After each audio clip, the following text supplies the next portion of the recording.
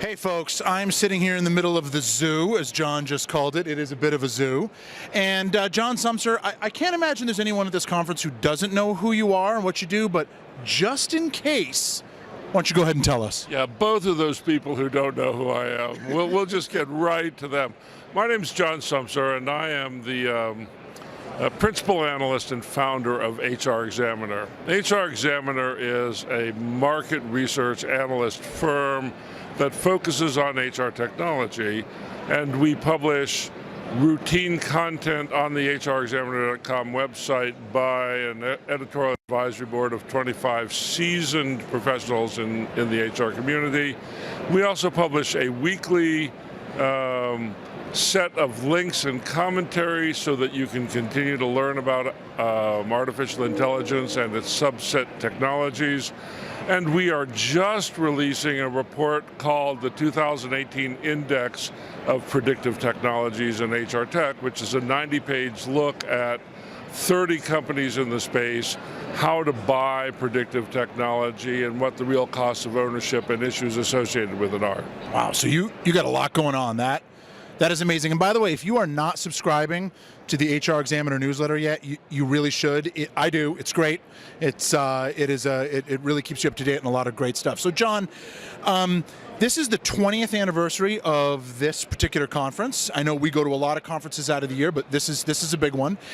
You know, and you've been involved in this space for quite a while. I remember you and I had met a long time ago when I worked for Monster Worldwide.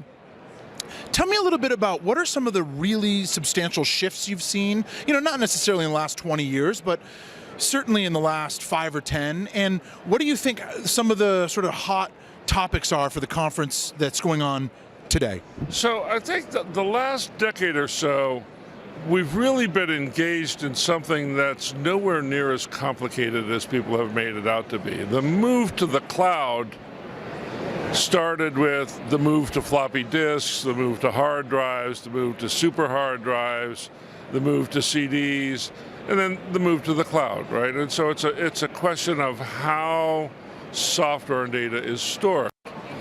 But what happened in the process of moving to the cloud is the cost of processing and the cost of storage all fell almost to zero, making it possible to do things that we'd believed for 20 years weren't possible. So it used to be, in the very beginning of software, the way that you found anything was by looking through the log. There was always a log of every keystroke entered into the software, until that became such a great big pile of data that you took snapshots of the database instead of having everything in the database. Today, you can again afford to have everything in the database, and so that makes it possible to think about data in ways that are different than we've been thinking about it before, and that's spawning a great deal of innovation. So let's talk a little bit about that from a standpoint of scale, right? Because when it comes to HR, you're not just dealing with large global banks, you're also dealing with Betty's bakery shop around the street, or, you know, a small company here, medium size. So how does that, you know, concept of data applications and storage, you know, if everyone is trying to use data, how does that occur at scale? Well, so I'm a little confused by the question. When I think about scale, I think about big companies doing big stuff. And I guess the other way of thinking about scale is services that have lots of little customers, and how you handle data with lots of little customers. I think the question is open. What most vendors would like to do is generalize across their entire database, but the legislation, particularly the GDPR, about what you can and can't keep on hand in employee records and information about employees, are starting to seriously affect what people are thinking about. So the scaling questions for companies that serve the SMB market are wide open. Okay, and as we think about how organizations really start to apply that data, you just talked about your 90-page paper coming out, and, you know, artificial intelligence, machine learning, cognitive computing, whatever term or definition may be out there, is becoming something. Certainly analytics are becoming increasingly important, if not a requirement to organizations to really be able to run their businesses. So one of the things that you and I have coming up this fall is we're going to be looking at doing a podcast series. I'd love to learn more about the paper, but we're really going to be talking about applications of AI in HR. And do you find, where are we in sort of the adoption of those technologies? Is that a transformation yet to come? Are we in full swing? How do you see that? So in order to do the research that I've just wrapped up, I went to meet the heads of AI departments at Stanford, MIT, the University of Toronto, and Berkeley. And uniformly, they described artificial intelligence as a conversational intelligence that could engage in a complex, changing conversation with you and innovate the topic by itself.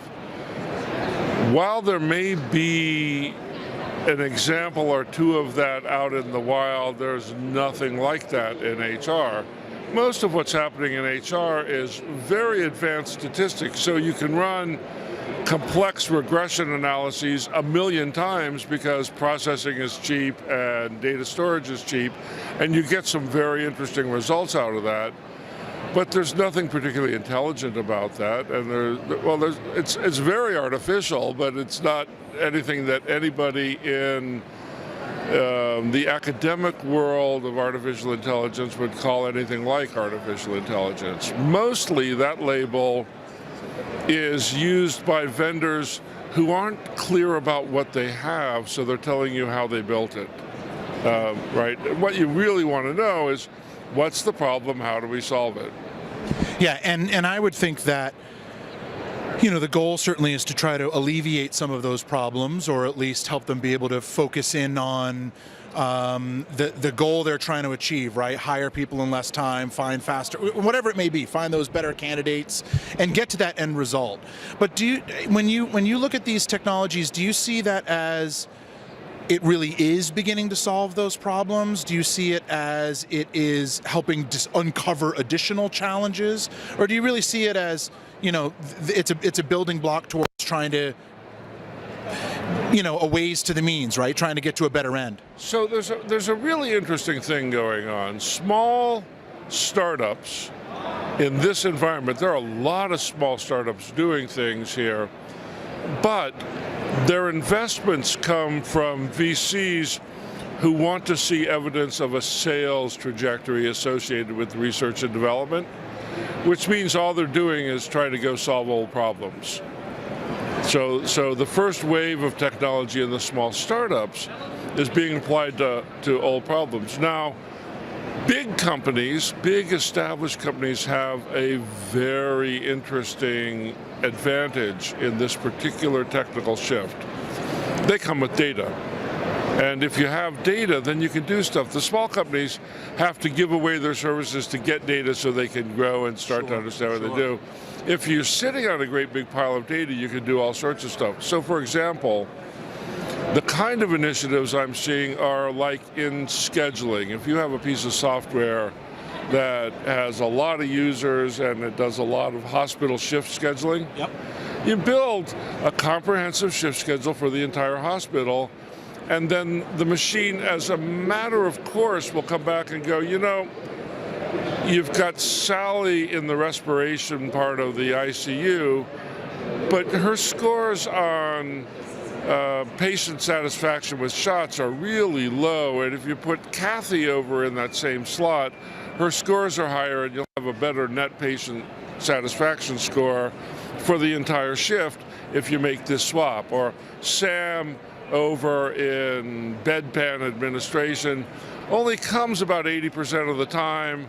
You might want to have Arnie, who is always looking for extra shifts and always shows up on time on your shift, so you're not dealing with too many bedpans being uncleaned. Yeah. Right, and so the system just makes that assessment of the schedule as a matter of course. Now, I don't think anybody knew you could do that, right? So it's not an old problem, but it is an old problem.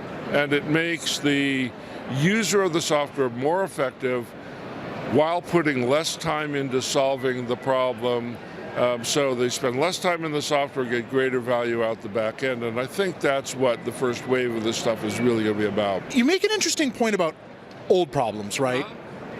How many old problems is technology and human resources or talent management still trying to solve? Are we working on, for lack of a better way of putting it, a backlog of old problems, or are we looking at really not necessarily solving new problems, but creating new opportunities? So where does that where does that balance start to tip from only solving old problems or primarily solving old problems to really creating new opportunities? Well, so in order to get to where we are, we built software, and software has institutionalized these departments in HR. So there's a recruiting department and an onboarding function and a learning department and an OD department and blah, blah, blah, blah, blah, blah, blah.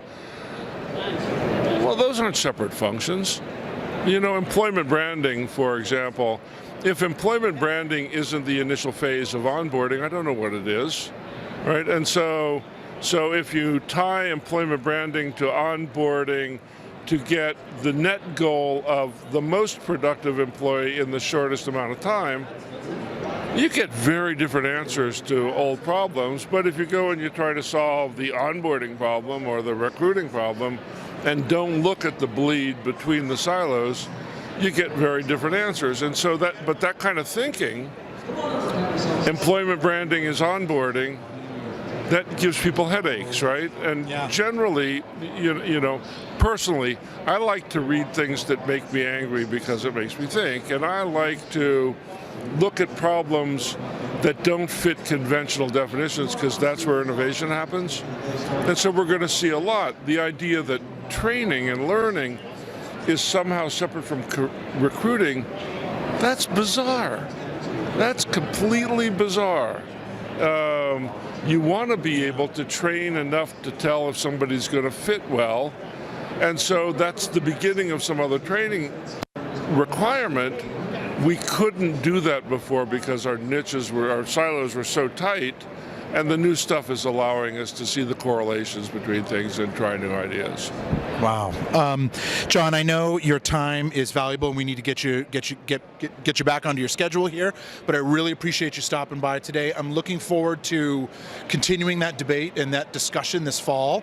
I will try to find ways to make you angry so we can talk more about innovation. Good. That'll be fun. It will be fun. There is nothing that clarifies technical questions more than rigorous debate. Well, I'm sure my wife would tell you I'm very good at that. Now, if people want... She'll also tell me that you're wrong, and I'll tell her she's right. Oh, she's going to love it. So people follow you at HR Examiner on Twitter? At John Sumser on Twitter. At John Sumser. Okay, so there's just the one, not the both. You can follow HR Examiner. The better flow is at John Sumser. So absolutely, that's great. So follow John at John Sumser on Twitter, and thanks for stopping by, and enjoy the rest of the show. Nice seeing you, Graham. Great, thank you. All right.